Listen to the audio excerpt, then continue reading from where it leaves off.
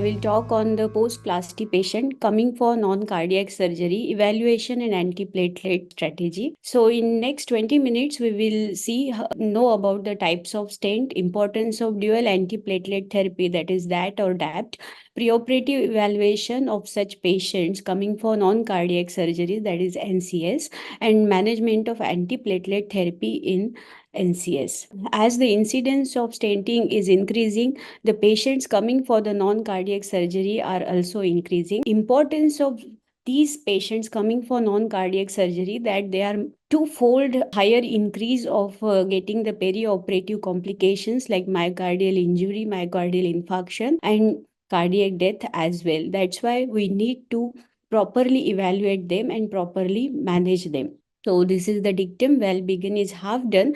So if we evaluate these patients meticulously and plan our anesthesia management, so many risks can be decreased manifold.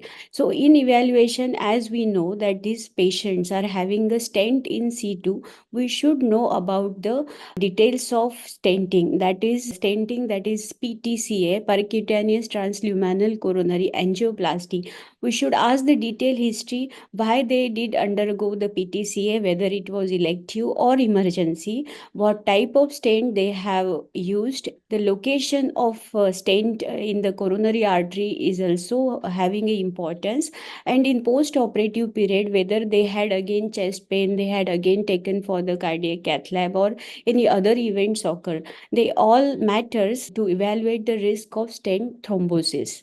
We are concerned in these patients coming for non-cardiac surgery for the evaluation of the risk. As they have a stent C2, these stents have a risk of thrombosis. Because of the thrombosis, patient may get the signs and symptoms of myocardial ischemia, infarction, or fatally cardiac death can occur.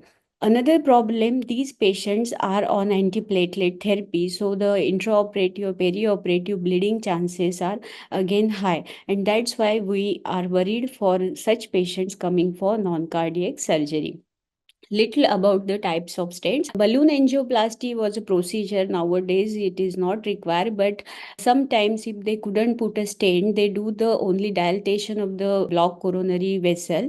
It is called as balloon angioplasty. Previous guidelines they have given, if a patient had balloon angioplasty, 14 days interruption of the antiplatelet is very high risky.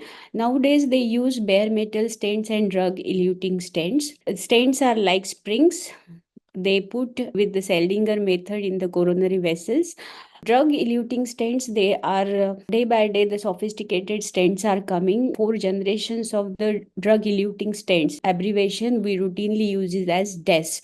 These DES are drug eluting stents and they require antiplatelet therapy for 1 year, and bare metallic stents, they require antiplatelet therapy for minimum 1 month. So when a coronary is blocked, what the cardiologists they do the PTCA procedure is like Stellinger method. They first put the guide wire over balloon and then they dilate the blocked coronary vessel. This is a procedure of stenting. So the spring-like stent get lodged into the coronary vessel. Now what happened after putting this stent, the vessel area becomes raw. So at this raw area of the vessel, the needles of the platelet aggregation and atheromatous plaque again can form. So to avoid it, we need to start the antiplatelet therapy. So in bare metal stent, as I told, antiplatelet therapy is mandatory minimum for 1 month, and for DES stents, it is mandatory for at least of 1 year. If the antiplatelet therapy interruption occurs, then there is high chances of stent thrombosis, and because of the stent thrombosis blockage, again patient may have myocardial infarction and cardiac problems can occur. So the definitions of stent thrombosis, if it is occur within 24 hours, we call it as early STH. Acute STH, if it is occur within 2 to 30 days, that is within 1 month, it is early stent thrombosis. DES, for DES, the late thrombosis, the chances are very high. Late thrombosis means within 1 year or more than 1 year. And for this reason, The dual antiplatelet therapy is recommended longer in the DES stents. When patient comes for the non-cardiac surgery, the percentage of the patients who are having bare metal stents is 12%, but the percentage of patients who coming for the non-cardiac surgery having DES stents, that is drug-eluting stents, is very, very high. It is nearly 47%. So our group is at high risk of stent thrombosis, and that's why we have to take care of antiplatelet therapy.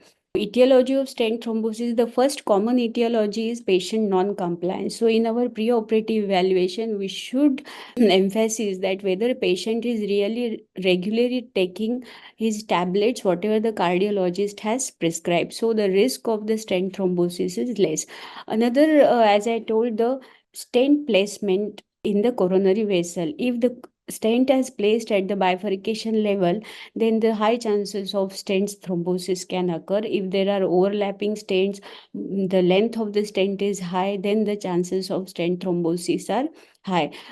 Another factors which causes increased stent thrombosis is patient factor and surgery factor. Emergency surgeries, high risk patients having high revised cardiac risk indexes, renal failure, diabetes, poor ejection fraction, these all patients are at high risk of stent thrombosis. In our evaluation, we have to evaluate at two levels, that is the surgical risk level and patient risk level.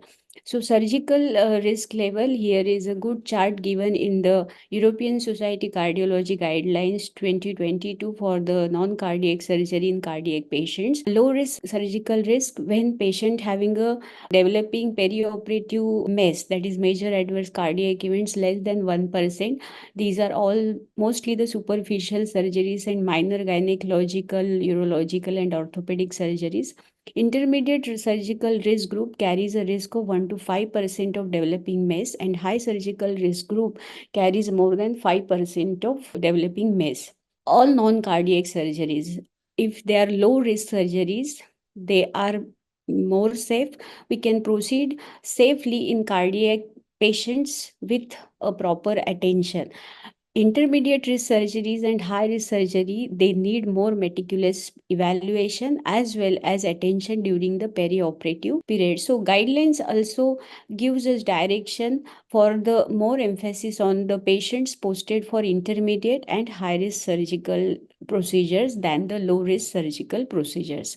Newer terminology in the new guidelines by the ESC are emergent surgery should be carried within the 6 hours of the admission of patient to save the life or limb. Urgent surgeries should be carried within 6 to 24 hours. Time sensitive surgery is a new entity, and there is a restriction of the time duration to delay the surgeries. These are cancer surgeries, or another example is ICA, endarterectomy or stenting to prevent the stroke. And elective surgeries, yes, we can take decision according to convenience of surgeon and patient's condition. Coming to the patient risk factors, we need proper history and clinical examination of the patient. Yes, as I told, we should evaluate regarding the stenting and stent per se. After that, at present, how your patient is presenting, what are his chief complaints, whether he is having ongoing chest pain or giving history of dyspnea. That means either his stent is getting thrombused, his cardiac function is hampered, or he may have any another components of cardiac diseases. So detailed evaluation should be done of the cardiac system, his clinical complaints. Generally, they are having comorbid diseases like hypertension, they may be having COPD and smoking addictions, they may be obese. Obstructive sleep apnea is a new factor emerging, carries a cardiovascular disease development high risk. So we should score the obstructive sleep apnea if patient is giving history of snoring, then history of cerebrovascular accidents in past, and on general examination if patient is having edema, then the whether patient is in impending heart failure or not, we should rule out.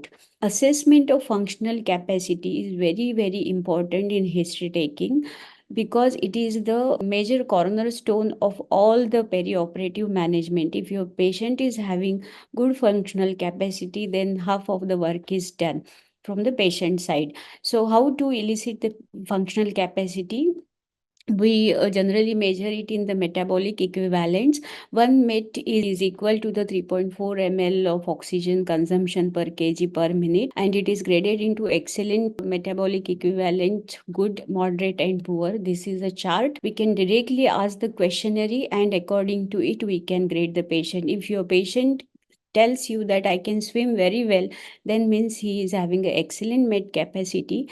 Patient can tolerate the stress of the surgery very well.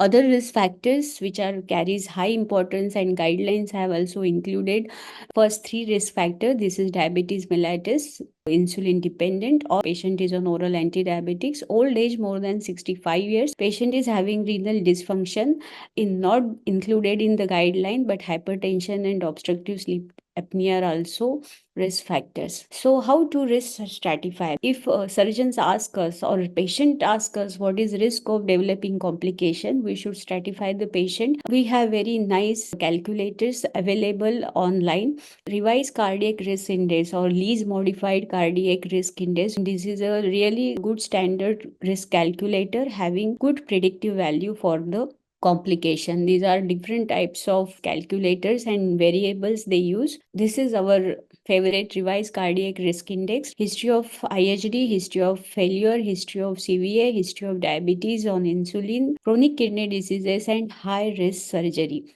If your patient is having one predictor, it carries the 6% of MACE. If your patient is having more than three predictors out of six, then the chances of getting perioperative complications like MACE are 15%. This is a very nice chart. Now you know your patient risk category, you know the surgical risk category. Just put your patient in that category and it will guide that how much level of attention or how much level of the risk is there. If your patient is high risk, surgery is also high risk. It is a dark blue. That is, if possible, you can postpone the surgery or change the management to the more non-invasive type modality for that disease. If your patient is low risk and surgery is also low risk, then you can do it very well with just a normal attention. Now, coming to the blood investigations, what blood investigation we should do for these patients? With all routine blood investigations, cardiac biomarkers which are now coming in the picture, these are very specific for the cardiac functioning. We should advise to every patient going for the intermediate and high risk surgeries. These are brain natriuretic peptide and brain natriuretic peptide levels. This brain natriuretic peptide protein, it released from the ventricular cells. When heart is functioning in compromised state, it releases more and more this molecule, and high level of the BNP you will get in the blood. So if it is a high level, then you can assess that the cardiac functioning is at compromised level. So these are the values given. Another specific biomarker is high specific cardiac troponin T or I value. If we do the baseline values before the surgery for the troponin, and after the non-cardiac surgery, after 24 hours, we again do the troponin value, we can compare is there any increase. It will tell that in perioperative period or intraoperative period, patient had myocardial injury and he may develop any complication coming within next 30 days. Troponin is easily available and less expensive. Another specific test, if we want to do if patient is going for high risk surgeries in stent in situ patients, that is platelet function test, because they are on antiplatelet, but platelet function test routinely we don't conduct and it is more theoretical. Unless and until patient is posted for liver resections or liver transplant, the role of this thromboelastography and all that comes. Blood sugar, yes, it is also important. If patient is diabetic and having the glycosylated hemoglobin more than 8.5%, we should postpone the surgery. Patient should be euglycemic at least before 12 hours of the surgery.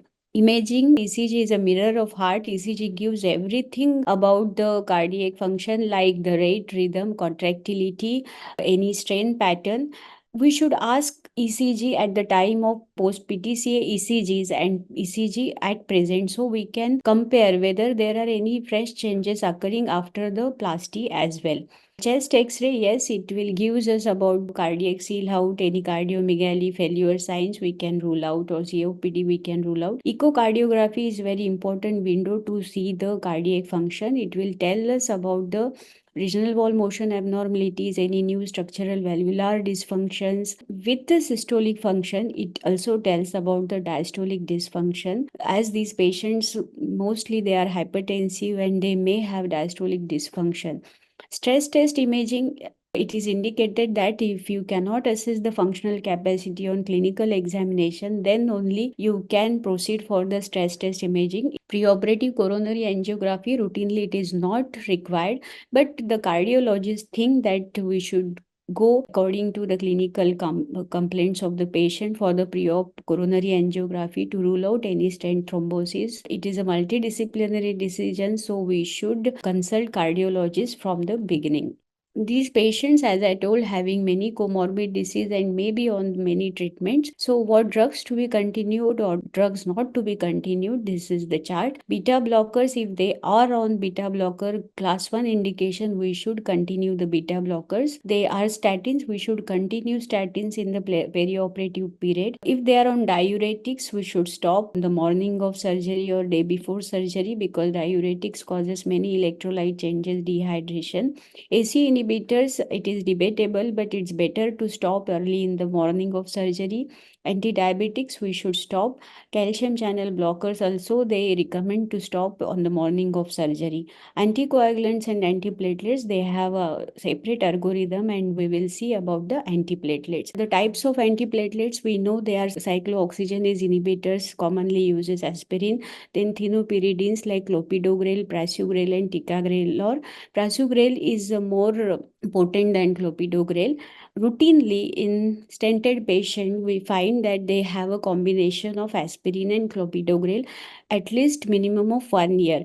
But now there are some guidelines. If the patients are at having high risk factors, the dual antiplatelet DAP therapy is continued beyond the 1 year as well.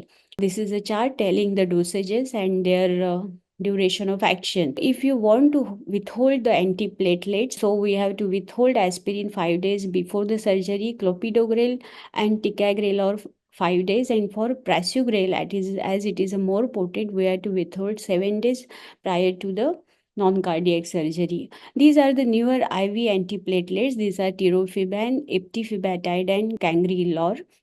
They have a early onset and short duration of half life. As soon as we stop the drug, the action is reverses.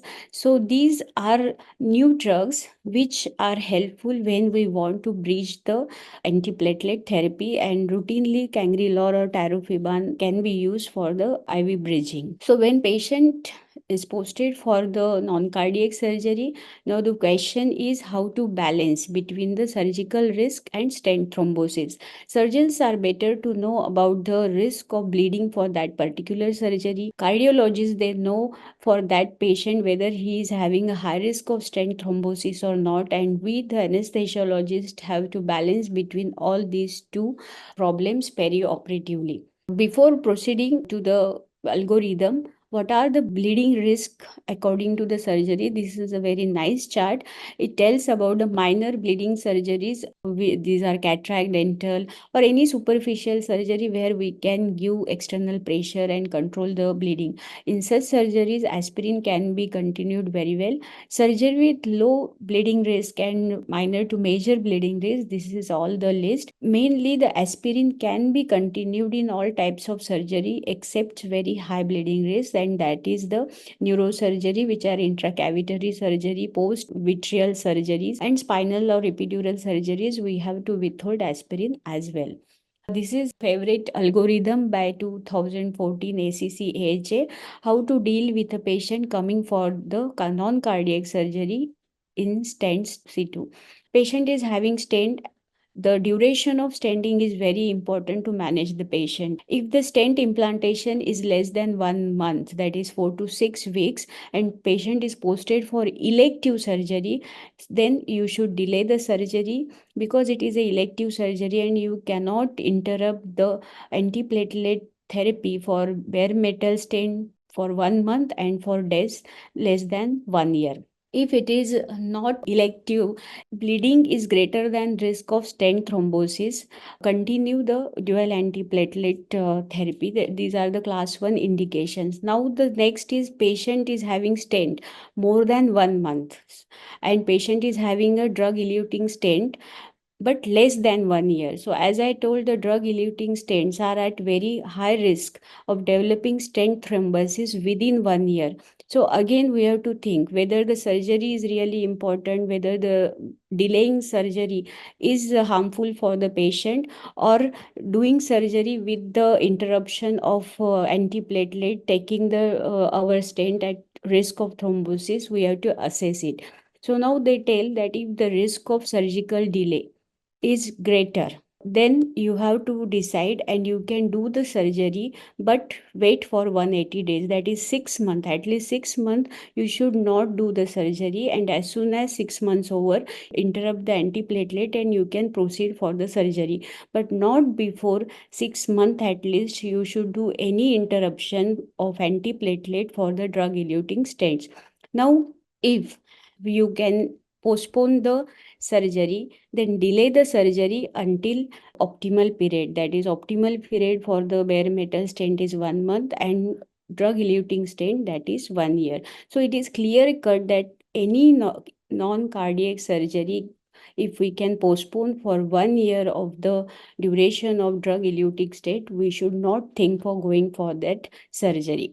If 1 year is over for the drug eluting stent and patient is posted for the non-cardiac surgery. Now we should think that 1 year is over and surgery is there. So what is the bleeding risk of the patient? If we can continue the dual antiplatelet regimen because there is less bleeding risk, we can continue our regular DAPT regimen as bleeding risk is low. But if there is bleeding risk is high and 1 year is over, stent thrombosis risk for death is less, so you can interrupt the clopidogrel or prasugrel, but they recommend that you can give aspirin very safely. So it is clear that if less than 1 year, don't think of interruption of any antiplatelets. If the duration of stenting is more than 1 year, continue aspirin, and interruption of the clopidogrel can be done safely. This is a new algorithm, as there are some surgeries can come in between the 1 year, and they are called as time sensitive surgeries like cancer surgeries, where we can't wait for 1 year, or we can't wait for 6 months, which is American guideline has recommended, at least wait for 6 months. Now we have to do the surgery after the 1 month or within the 3 months. So they have given a nice algorithm. When patient is on dual antiplatelet therapy, two problems: high bleeding risk in perioperative period and high thrombotic risk. First, ask whether the surgery is having high bleeding risk. Answer is no, then you can continue your dual antiplatelet therapy and proceed for the surgery. Now, your surgery is having high bleeding risk, then next question comes whether your patient is having high thrombotic risk.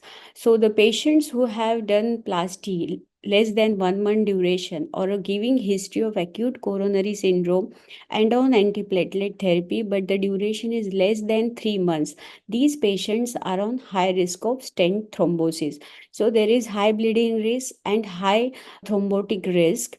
Then what to do? Then you have to think whether this is a surgery which we can postpone, we will postpone straightforward. But no, this is a time sensitive surgery. You have to conduct the surgery. The new guideline is you can't interrupt the dual antiplatelet therapy. So you have to bridge the antiplatelet therapy. So how to bridge? You can stop aspirin and clopidogrel, but you can start with IV antiplatelet, that cangrelor or tirofiban or epitifabine. The guideline says that you can continue aspirin if at all, and you can stop clopidogrel or prasugrel 5 to 7 days as they have recommended. So in time sensitive surgery less than 1 year, you can proceed for the surgery with perioperative surveillance for the bleeding and stent thrombosis with the bridging of IV antiplatelets. Next, if it is a high bleeding risk but there is no thrombotic risk. That means if you can very well interrupt the antiplatelets for the surgery, but the class 1 indication, you should continue the aspirin, as aspirin will not lead to the major bleeding complications. This is a new algorithm for the antiplatelet therapy where they have added the IV antiplatelets compared to the last 2014 ACC/AHA guidelines, in which there is no bridging for the antiplatelet. But we are lucky that now we have a bridging agent for the antiplatelets, and so we can safely conduct our non-cardiac surgery in a patient stented with DES within 1 year of the stenting. This is the bridging chart. You can start cangrelor as soon as you stop the clopidogrel or prasugrel, and you continue the infusion till the 6 hours prior to the non-cardiac surgery. You conduct the non-cardiac surgery, and after the non-cardiac surgery, 4 to 6 hours, either you restart the IV infusion, and then you can restart the directly loading dose of clopidogrel if there is no post-op bleeding indicated. This is the just revision what I told in these algorithms. Recommendations about the antiplatelet therapy: it is recommended to delay the elective non-cardiac surgery until 6 months after elective stenting and 12 months after an episode of acute coronary syndrome. After elective stenting, it is recommended to delay the time sensitive non-cardiac surgery until a minimum of 1 month of DAP treatment has been given. And then, as I told, with bridging, you can continue these time sensitive surgeries. In high-risk patient with a recent stenting, DAP duration of at least 3 months should be considered before time-sensitive non-cardiac surgery. Guidelines, they go according to the intermediate risk and high-risk surgeries. In patients with a previous stenting, it is recommended to continue aspirin perioperatively if the bleeding risk allows. Means if there is a less bleeding risk, so whether it is a low risk surgery, high risk surgery or intermediate, you can safely continue the aspirin in perioperative period. Main concern comes only for the clopidogrels. Clopidogrels, the recommended interval before the non-cardiac surgery for clopidogrel, 5 days we should stop clopidogrel tablets. Prasugrel, and 7 days prior to the non-cardiac surgery we should stop. One more important, whatever the drugs we are giving orders of stopping, we should clearly tell to the patient orally, as well as we should written it on the case paper in neat handwriting and very precise manner, so that there should be no confusion for the stopping of the medications. Otherwise, we may get problems perioperatively. The patients who are undergoing high bleeding risk surgeries, that is intracranial neurosurgery and vitreoretinal surgeries, we should stop aspirin as well, because these are intracavitary surgeries and bleeding occurs, then they may have disastrous complications. If antiplatelet therapy has been interrupted before a surgical procedure, it is recommended to restart therapy as soon as possible post surgery according to the risk assessment. So these are the guidelines given in European Society of Cardiology 2022. Thank you.